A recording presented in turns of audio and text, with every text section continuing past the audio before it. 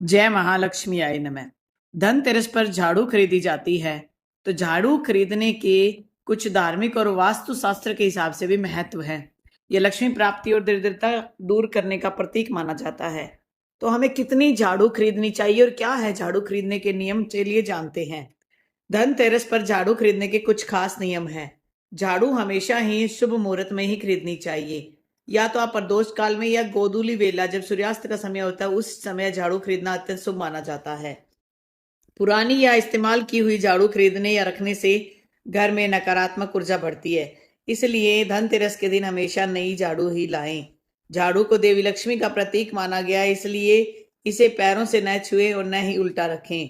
झाड़ू को वास्तु शास्त्र के अनुसार दक्षिण पश्चिम दिशा में रखने से दरिद्रता और ऋण, जो भी कर्जा आप पर चढ़ा हुआ है, वो दूर हो जाते हैं।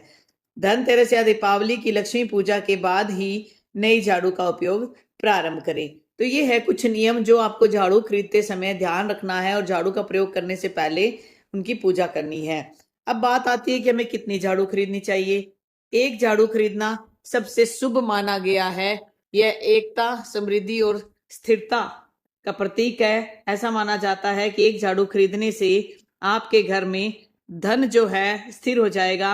महालक्ष्मी की कृपा आप पर हमेशा ही बनी रहेगी। अब बात आती है कि कई लोग कहते हैं कि 2 झाड़ू खरीदनी चाहिए, जोड़े में खरीदनी चाहिए। तो आप 3 झाड़ू भी खरीद सकते हैं, एक लक्ष्मी के लिए, एक कुबेर के लिए और एक घर की धन समृद्धि के लिए। झाड़ू हमेशा ही विषम संख्या में खरीदना चाहिए, क्योंकि सम संख्या में झाड़ू खरीदना अशुभ माना जाता है। 2, 4, 6 की संख्या में झाड़ू मत खरीदिएगा। झाड़ू खरीदने का कुछ अन्य भी महत्व है। झाड़ू से घर की नकारात्मकता और दरिद्रता दूर होती है। ये लक्ष्मी जी के घर आगमन का प्रतीक होता है। कहते हैं कि जो व्यक्ति धनतेरस पर झाड़ू खरीदता है उसके घर में वर्ष भर धन की कमी नहीं रहती।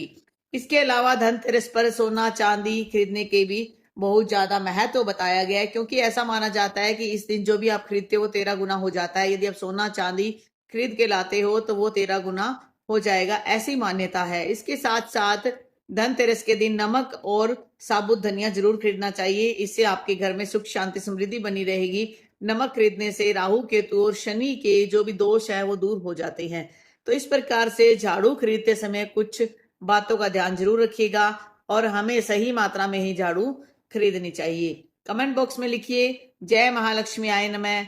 महालक्ष्मी आप सब पर अपनी कृपा बनाए रखें। Happy Deepavali, happy Dhanteras.